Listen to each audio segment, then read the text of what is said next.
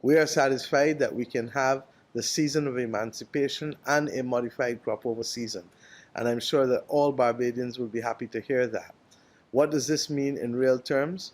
That the staging and execution of Grand Kadooment and 4-day mourning, which of course would be the two events that would normally give the Ministry of Health their greatest concern, we've now agreed that we will decentralize this such that we will have at least 8 venues that will accommodate persons wanting to play Mass for 4-day mourning and for Grand Kadooment. And it means that those persons who will attend those decentralized venues will have to adhere to the same rules that fetes, persons attending fetes, will adhere to over the course of the next few months. With those words, Prime Minister Mia Amor-Mottley signaled to Barbados, the region, and the world that the sweetest summer festival will indeed be back for 2022. It's news that food and beverage vendors, revelers, promoters, party-goers, and soca enthusiasts have been waiting to hear after 2 long years with no Cropover festival. Now, while they will be eagerly anticipating the 6-week event, which will culminate with Grand Kadooment on the first Monday in August, things will be a little different this year. So on this edition of In the Know, we'll tell you exactly what Cropover 2022 will look like.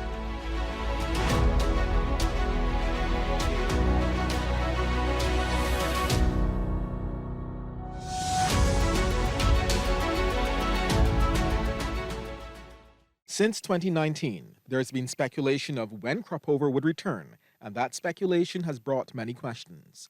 Questions like what elements would remain and how would Barbados pull it off with COVID-19 looming? Well, the best place to get the facts is the National Cultural Foundation, the organizer of Cropover. I sat down with NCF CEO Carol Roberts-Reifer for a thorough breakdown. Carol, thank you for agreeing to this interview. First of all, I think I speak for the majority when I say people in Barbados, the region, and across the world are elated there's been a Cropover festival. Now, before we get into what it looks like this year, set it up for me. What was needed to reach that point where the announcement was made and that there will exactly be a Cropover? How extensive were those discussions? Thank you very much, Shane. Always a pleasure to have a chat with you. I am probably going to go a little off kilter before I come back to your question and comment on your comment that you speak for everyone when you say that you're happy that there is a Cropover. And for a lot of people, that happiness revolves around participation in the festival, which is great. But I also want you all to consider that the festival's contribution to the economy is of such magnitude that it is not only the participants at the events, whether produced by the NCF or private events, that are happy, but I am sure taxi operators, beauty supply stores, hairdressers, dressmakers, people, vendors. I think it is timely from a national perspective that Cropover is most definitely on the cards. So how did we get here? A lot of monitoring, a lot of discussions with agencies, of course the Ministry of Health and the Cabinet Subcommittee dealing with COVID-19, a lot of deliberation in 2021, and then we came to the events for Barbados' transition to a republic. And we were determined that these events would give us the nucleus of the blueprint to consider the execution of a Cropover festival in 2022. As you know, those events came off very well. They were received very well by the public. And therefore, we had, as I said, a nucleus of a blueprint. Then came January, and we had cricket. And to all intents and purposes, cricket was extremely successful and enjoyed by all. But again, at the back end and behind the scenes, we were able to fine-tune aspects of mass event planning that are now critical in a pandemic environment, like the COVID validation process. We were able to assess how service providers were able to deliver in a pandemic-constrained environment. We were able to test appreciation for events by patrons, we were able to look at things like traffic management, crowd control, law and order, and we did it twice in January and then just a few weeks ago in March. And in between there, we got the directive from the Prime Minister to come up with a concept for Cropover 2022. I'll say this, and I'm sure I'll say it quite often throughout the festival. It is not the COVID edition of Cropover. That is certainly not how we are looking at it, not how we are approaching it, and not how we are producing it. And it may sound like I'm contradicting myself, but however, it is a Cropover festival in a pandemic environment. What does that, on the surface, opposition means? It means that we are not going to be stingy with impact and concepts and delivery and spectacle, but we are going to be responsible, and we are going to be ever mindful of the health and safety, not only of those persons resident in Barbados, but the thousands we hope, and I'm quietly confident that we will have a hugely successful festival in terms of patron participation.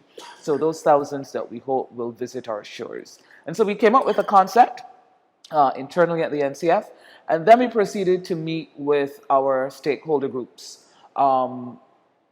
The convention, in a spirit of goodwill, is that you meet with the stakeholder groups, even though some of them may not be constitutionally, may not be formally constituted in terms of formal associations and groups. We still meet with the groupings. So we met with the Collective of Tent Managers, we met with the Barbados Association of Band Leaders Association of Masqueraders, we met with the Collective of Bands that produce Friday morning, we met with the Entertainers Association of Barbados and the Barbados Event Producers Association, and we met with BACA. And those meetings basically revolved around what kind of Cropover can you imagine? And we pooled all of the comments and the recommendations and the criticisms together, and we fleshed out our concept even further. We sent it up to our ministry, Prime Minister's Office Culture, and it went to Cabinet. In between there, we had several meetings with the Ministry of Health, either via the COVID monitoring unit or with the hierarchy of the ministry itself, led by the Minister of Health and our Minister, Minister Monroe Knight. And again, we fine-tuned, looking at how we could move large numbers of people with various tiers of COVID validation into events. I don't want to use the term safely, but responsibly. We had some hard decisions to make with regard to events that are youth-centered. We had to look at locations for events such that patrons who meet the minimum COVID validation qualifications could gather, observe the basic protocols of masking, keeping your bubbles as much as possible in a festive environment, which can be very hard to do, without too much direct interaction with members of the public.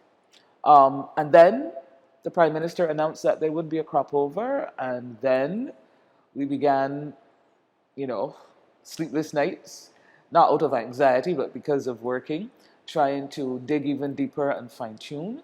And just about 2 weeks ago, Minister Monroe Knight and the Chief Cultural Officer, Andrea Wells, because I was out of the island, went public with the basic details of the festival.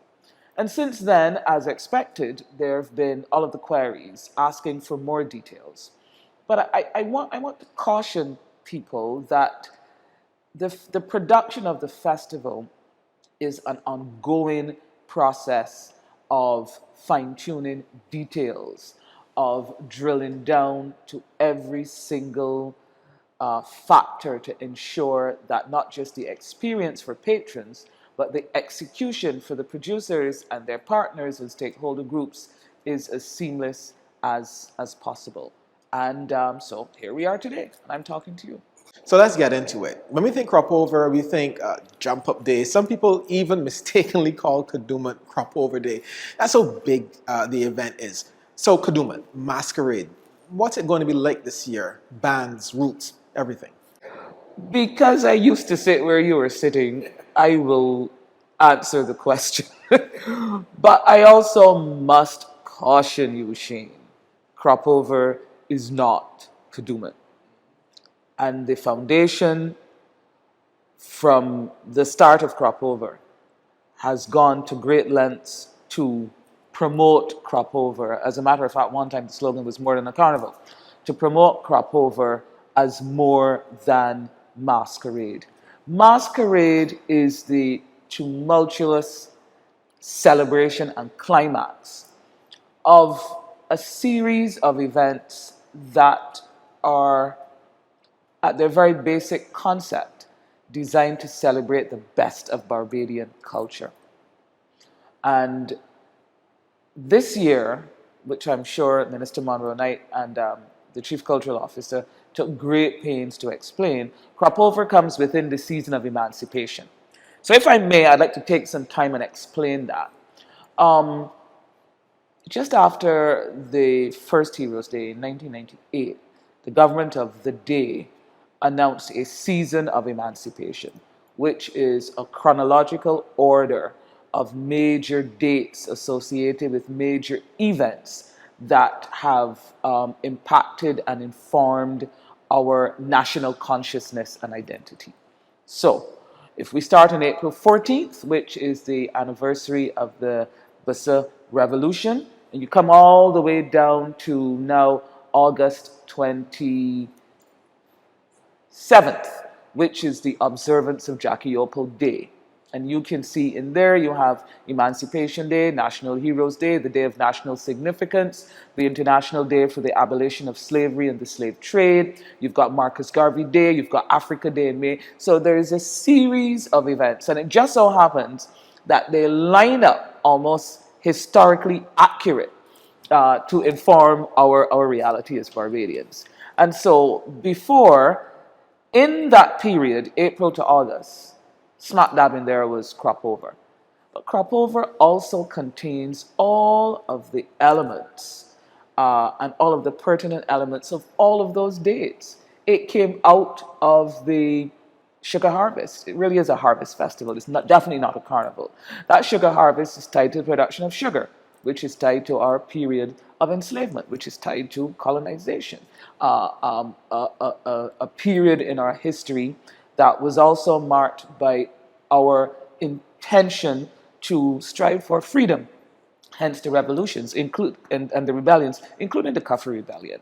And how did we come full circle in terms of our history and our national identity? November 29th into 30th, 2021, when we transitioned to a republic. So Cropover really is the creative and cultural expression of all of those things. Whether you are a visual artist, whether you are an intellectual, whether you are a reveler, whether you are a vendor, whether you acknowledge it on the surface or not. The reason why we're doing these things and the reason why we do them the way we do them is because of all of these important dates that make up the season of emancipation. So this year, we have a calendar of events for the season of emancipation that includes Cropover. So I would want to preface the details that I can give you today on the masquerade events by saying that when we met with the stakeholders, we took on board a lot of their recommendations. Of course, no one entity could get everything they wanted, including the NCF. But I think that we've come up with a plan that is amenable to all, certainly as we speak, and that can work. What I can say about the routes is we have followed the directive of Cabinet in terms of considering and identifying multiple routes for both 4-day mourning and Grand Kadooment. So at this stage, here's where we're at. We've had a single meeting with the Royal Barbados Police Force, and those meetings will now pick up speed and become even more critical. We also have to continue our meetings with the Ministry of Health and also with our support services group. We have a large committee that comprises all of the agencies, DEM, the fire service, all of the agencies that will provide emergency management at our events.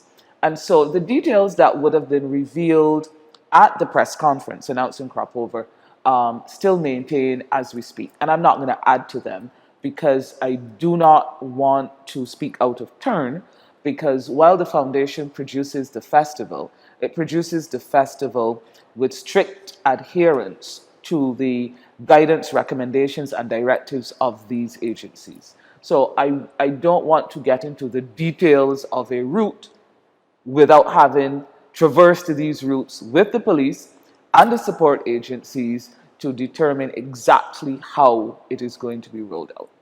Are we behind the 8 ball? I wouldn't say so. I would say in terms of the production of the festival, we are where we normally are in a regular year. I've been thinking about it after I agreed to do this interview, and we are pretty much there. I noticed some individuals indicating the need for more details to be able to market their brand. Actually, I was just about to ask about that. A few days ago, we heard a band leader in the media saying that there's a lack of details, that they need to know more in order to put things in place for a smooth rollout. What's your response to that? And I say to them, unapologetically, if you need to know the exact route on Kadooment Day to market your brand, you have a problem. Because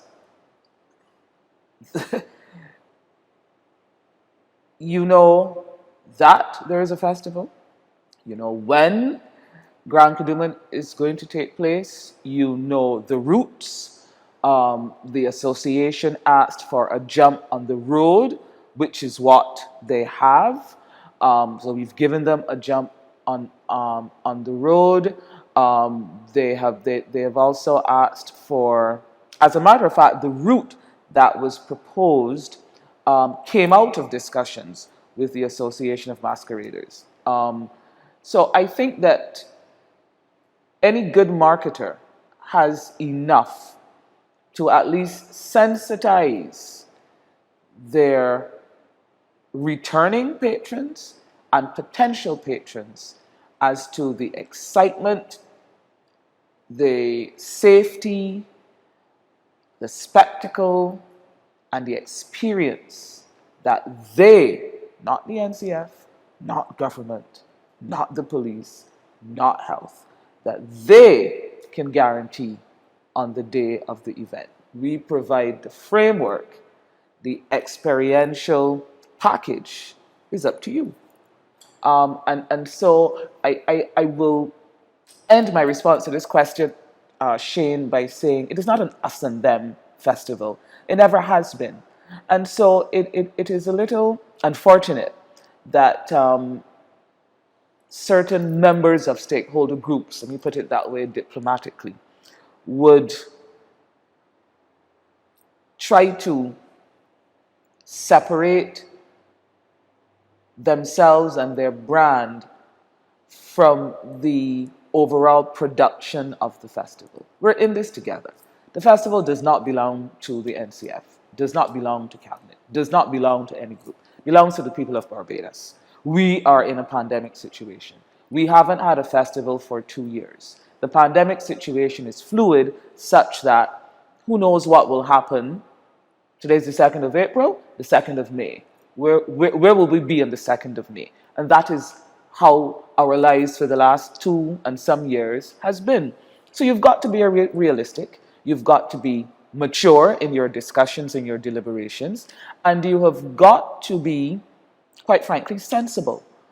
To understand that while your agenda is a singular agenda, and we understand, we get it, there are overarching components to this festival. Actually, you were just saying that we're all in it together. So we've been hearing about subventions for bands. What details can you give us? Yes, subventions for ban in a pandemic environment that has seen the world basically shut down for 18 months and economies struggle mightily to maintain some sort of economic stability in the island, and prices going up and shipping globally causing nightmares along almost every supply chain that you can think of, and children home from school and having to be homeschooled, you would know that, for an extended period, and being able to keep households stable, and by stable I meaning having food on the table, and within that environment, bands have still been paid a subvention. Tents have still been paid a subvention. For the first time ever, 4-day morning bands are going to be paid a subvention. For the first time ever, the National Cultural Foundation will assist with the establishment of certain venues so that private promoters can use those venues. They will have basic setups free of cost to have their events. The tax concessions that were announced in 2019 for cultural practitioners is still in existence. So you can bring in all your feathers, all your beads, all your this, all your that. The only thing you have to pay is the VAT. All of the other taxes have been waived in a pandemic environment. How good is that? Okay, so Carol, 4-day mornings is on the cards for the real party animals. New look and new locations, right? I can't tell you about 4-day morning unless I do a little bit of a comparison in terms of numbers. And numbers are critical in this exercise, and they're even more critical now in a pandemic environment in an effort to bring Cropover back to the marketplace. In 2019, we had less than 10,000 costume revelers on the road for Grand Kadooment, while you had almost 30,000 revelers jumping in the cool of the night and early morning for 4-day morning.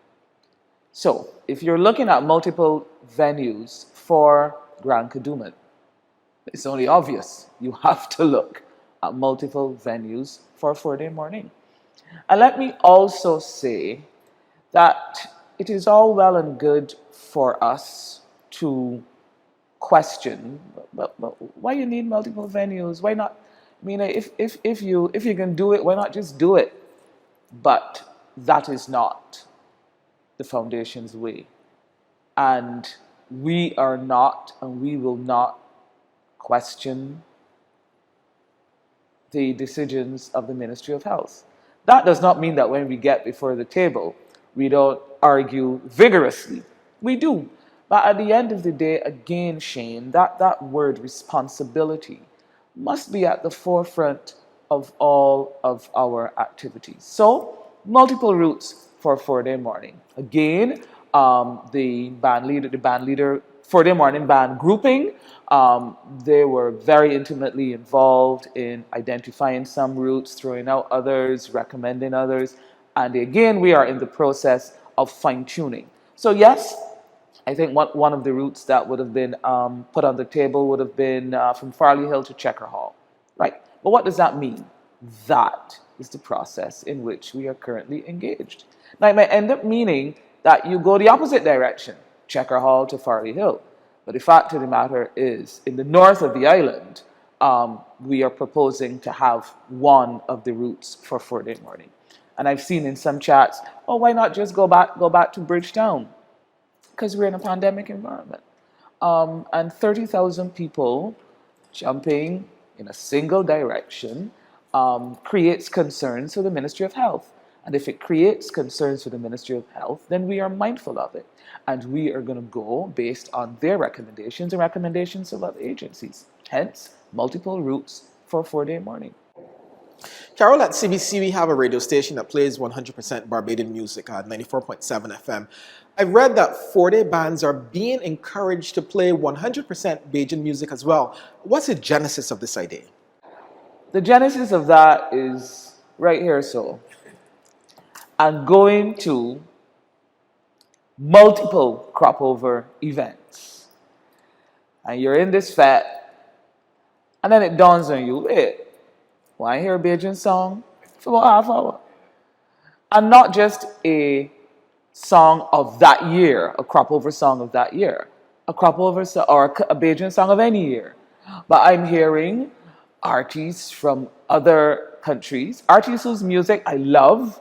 But the fact of the matter is that I am in Barbados. Now, when we had a meeting with the stakeholders group, a number of Friday morning bands say, yeah, but you would still want Bajian music played in so and so though, or played at this carnival. Yes, I would, because that is the whole nature of culture and how it moves people and how it travels. But I don't want to, but you will not hear in those countries, you won't hear it exclusive to the music of that country. So let's use Trinidad, which is the country that we love to talk about when it comes to carnivals, and deservedly so. You'll hear some Bajian music at Trinidad Carnival, sure, but 50%, 60% in effect, time machine, 90% in effect, for half hour, for 45 minutes, no. And I feel strongly that our festival has to remain grounded in our culture. So there are similarities across all carnivals. People put on costumes, they do bad, there are fetes, and they're whatever. But what makes you, as a patron, decide that you will go to Barbados as opposed to go to Grenada, or go to both? It cannot be the same experience in both. If not, you're going to make some other decisions. Which one is cheaper? Which one happens closer to my vacation? Which one is a destination where the tickets are cheaper? Which destination has more friends? Where are all my friends going? Then you make those decisions. But if the Barbados Cropover experience is as authentic as possible, you have something to market, and to market legitimately. And so I felt, as a reveler now, my reveler hat was on, I want a Barbados experience. Does that mean I don't want to hear my shout? Absolutely not. But I want to hear Big Airy, Nuftu, and Lil Rick, and Peter Ram, and Nikita, and all the others, and Lead Pipe, and my boy Stiffy. I want to hear all of the others predominantly.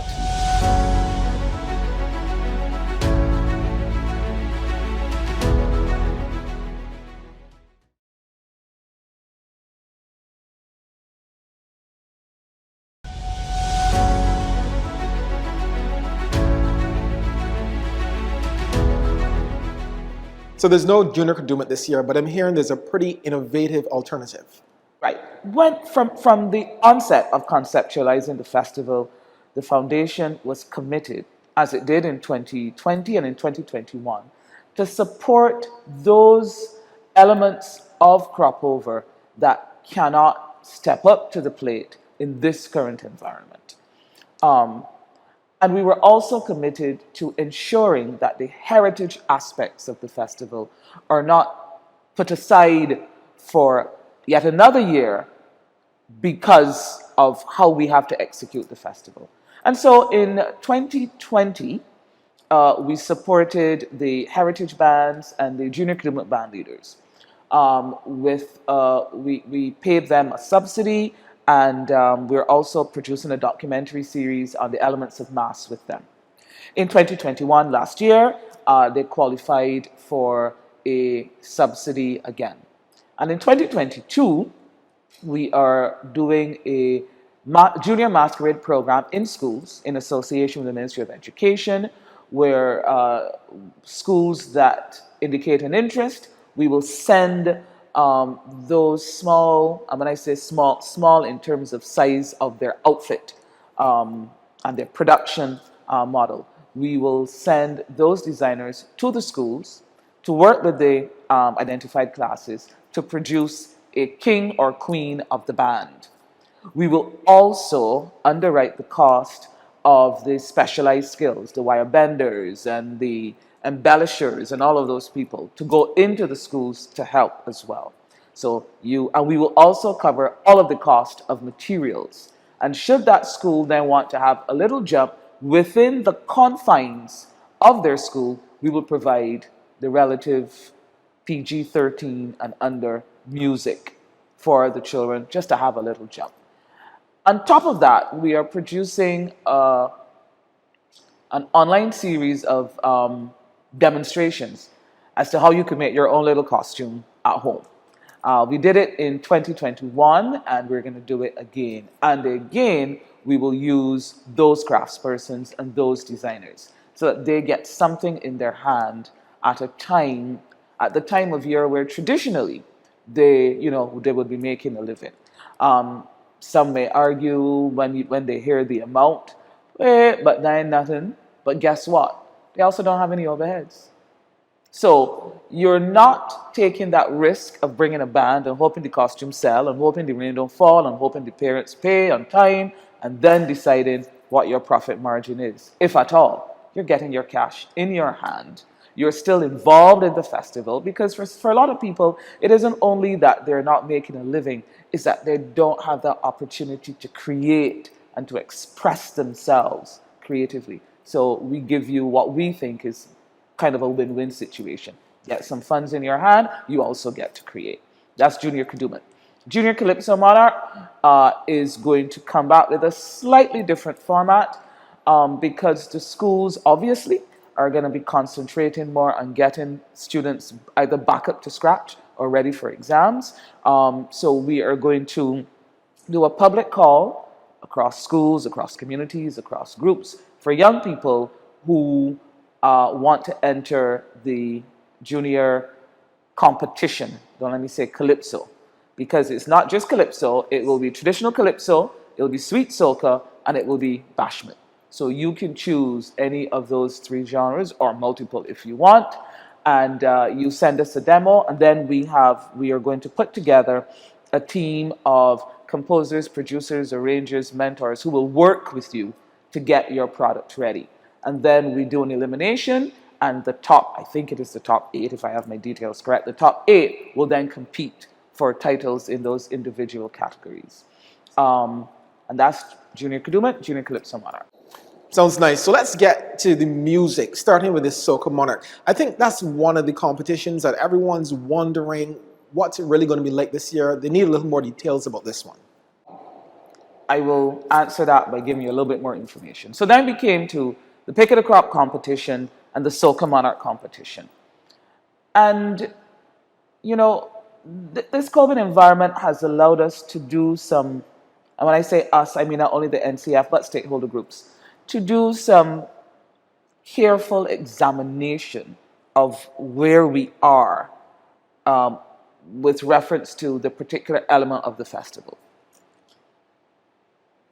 The Pick of the Crop competition and the Soca Monarch competition have or should have two distinctly different raison d'etre, reasons for being.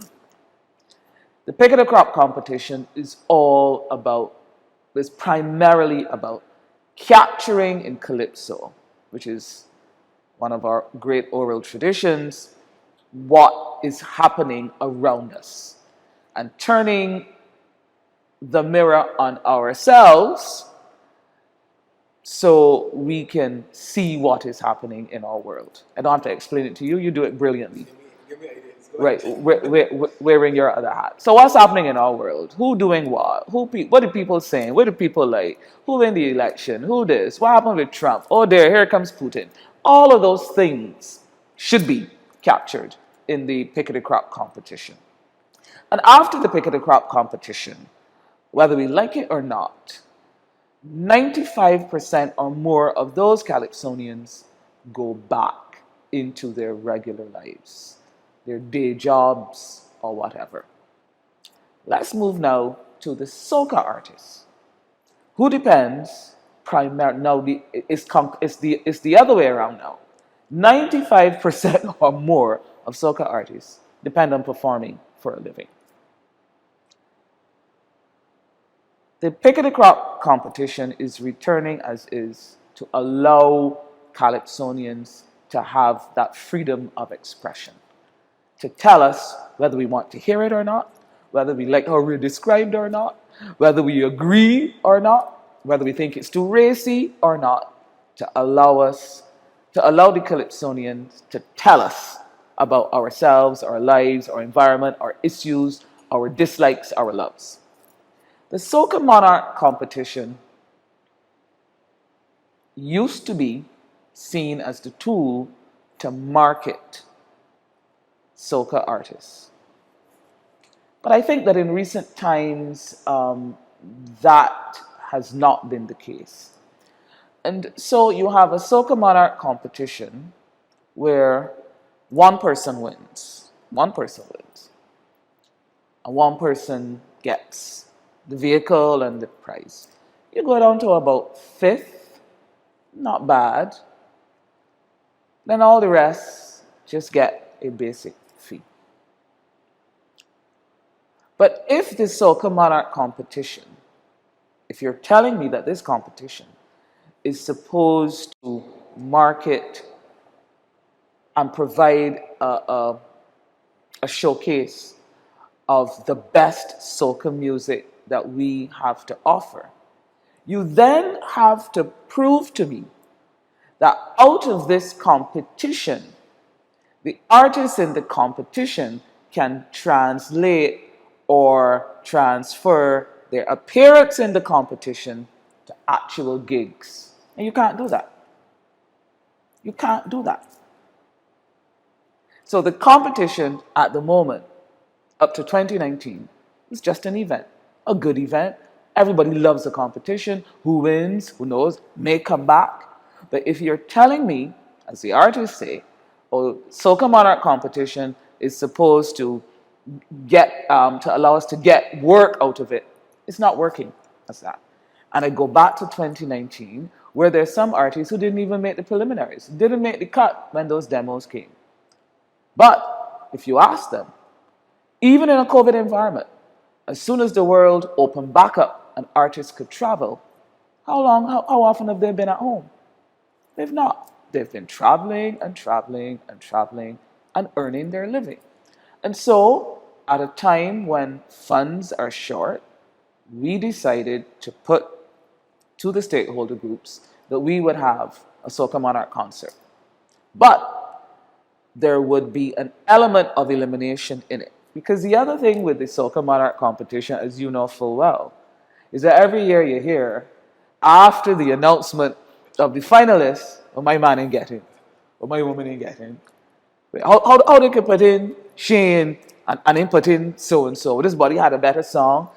And then there is the reality that when you go to the fets, a lot of the music that made the cut for the competition, you're not hearing in the fets. So, Daddy Now Land in 2019, huge hit, could almost say worldwide. Wherever you went, you're seeing clips of people dancing to Daddy Now Land by Mole. It's not in the Soca Monarch competition. So, the elimination aspect is this. You choose the songs that you think are the most popular for 2022. So we already have a platform created. If you want to be considered for part of the Soca Monarch Showcase, you submit your song. We put it up on multiple platforms, get it out there to the public, blitz it across all media, traditional and social media. You choose the 40, I think, the 40 most popular songs for the festival. And when you do that, those 40 people will get a payday. All right? And we go back to the public again. Blitz again. And you choose out of these top 40, the top 20. And the top 20 will get a payday again. And then we will take those top 20 and make a concert. Produce a concert. You're going to get a decent payday. And you don't have to pay for any dancers, stilt walkers, firemen, this, that. We will pay those costs. And there's a reason for that. At the end of every competition, I think you may know this well as well, Cheyne, you go all out because it's a competition. You're not thinking, I'm risking $10,000 to make an appearance fee of $1,500. You are competing, but only one person wins. And at the end of the night, for whatever reason, and you were not among the top 3, and you were getting an appearance fee of $3,500, and your expenses for your lavish presentation for this competition or $12,000. What are you going to do? Tell me what you're going to do. You've been talking about cash a lot. Are you in a position to tell me about those so-called cash prizes? At the end of the first elimination, those 40 artists will get $2,000 each. At the end of the second elimination, those 20 artists will get an additional $1,000. So you already have $3,000 in cash. Then you're going to be paid a fee of $4,000 to perform. 3 and 4 are 7. Tell me where else you can get a payday like that. And you're not paying for No expenses apart from your outfit. I really can't afford them sort of suits and things that y'all wear. But no, I'm serious. On a serious note, the production costs will be at the NCF. So again, that's just an example of the kind of careful and meticulous thought that has gone into the production of the festival outside of the obvious. What this event going to be, where these routes are going to be, where the vendors are going to be, and all the rest. There was a careful determination that every single sector that make up the festival would have an opportunity to be able to get some blenzers in their hands. Some with less effort than others. With the vendors, very soon we will be making an announcement as to the events that are available for vending, and that will go out as well. With the visual artists and the craftspersons, we are having a series of pop-up markets and vendors markets, so their work can sell as well. We're also having a series of visual arts exhibitions, both face-to-face right here in the Queen's Park Gallery and other locations, as well as online. And so we have looked at, as I said, each stakeholder group and tried to find a fit for them such that everybody can participate and everybody has an opportunity to earn a living. One of the things that are interesting about this year is that I've done some reading and I've heard about pay-per-view for the tents. I want a little bit more about that. So when we met with the tents, and the National Cultural Foundation is committed to ensure that the tent culture has a life in the festival. And so you hear the usual thing, oh, the quality of the music, and people aren't going out to tents anymore. And that's true. You've got an aging population, and so the tent population, a lot of us, I would have to say, don't go out as often as we used to. And the younger demographic, they're not really into the tent culture for various reasons. But I wouldn't mind paying to watch a tent from the confines of my, not even confines, from the comfort, I must say, comfort of my home. And if we look at it like that, I don't have to be in Barbados to watch it. And so we felt that we wanted to support the tents by negotiating with a provider for a pay-per-view service for them, in which they also get to share in the profits after the costs have been deducted. So that is one of the incentives for them. The other incentive is that they no longer have to open for 5 nights to qualify for the subvention. They just have to open for 3. We are going to go and we're going to judge on the 3rd night, and we'll pay the venue costs for the 3rd night. So that it all isn't cash in your hand, but there is some cash inputs, but there's also a lot of in-kind support, which the foundation, and by extension, the ministry and the government, are offering to all of the stakeholder groups. Everything we've discussed so far has been NCF-led events. What about the private Cropover events? We've already been seeing them being advertised on the FETs. How are the promoters being assisted? We are going to establish basic setup for a number of venues where the private promoters and event producers can then use. We've had very cordial discussions with them, and I trust that they will continue. We are going to be producing one event calendar, which we did successfully in 2019. So we didn't have national events and private events. We had events, and they were updated by the marketing department every week You just registered your event with the NCF, and we assisted with the promotion in that regard. So we'll do that again. And the fact of the matter is that the NCF produced events present that cultural underpinning that is critical to any festival. Critical to any festival. The private events add the icing, the experience. The private events should be driving the music along with our events. The private events are critical to the generation of the amount of economic activity that you see. If I'm going to 20 events, I want 20 outfits. That is going to drive the economy. If I'm going out and if I have friends coming in, they're going to want to rent a car. You know, those kind. I'm going to spend food with the vendors. So it's layer on top of layer on top of layer, but there is no single super layer. It's just a super event, super festival. And of course, as happy as we are to be speaking about Cropover, it must not be lost on us that we are having a Cropover festival within a COVID-19 environment. Can you take us through some of the protocols to be observed throughout the season? The COVID protocols or the determination, the application, and the policing of the COVID protocols will obviously be an ongoing exercise. We get along with everyone, we say without apology. So we've had some really good meetings with the COVID unit, with Mr. Chapman and his team, with the Chief Medical Officer, with the Minister of Health and the Permanent Secretary in Health.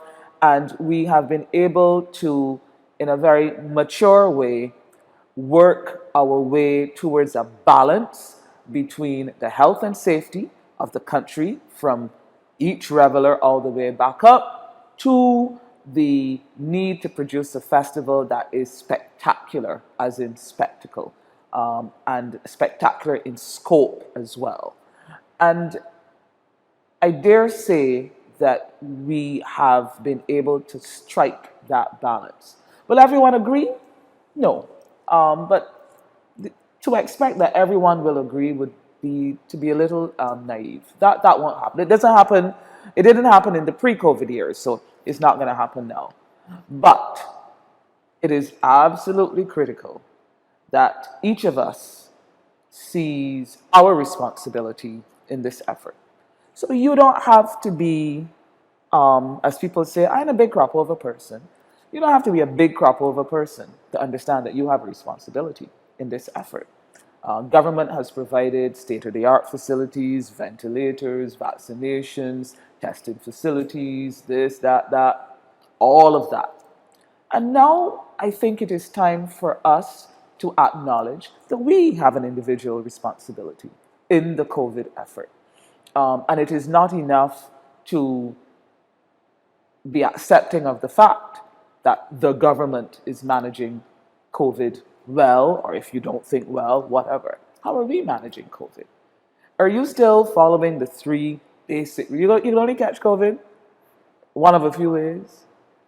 So are you still wearing your mask in certain environments? Are you still, sanitizing till almost your fingerprints are gone? Are you still doing that? How else can you catch COVID? So each of us has a personal responsibility. I also hear in the back of my head somebody out there saying, yeah, but Cropover is all about rubbing up on one another and jumping up on one another and all the rest of it. You can't drink with your mask on. Yes, of course, I accept that. But that does not abdicate you from a basic responsibility. Perhaps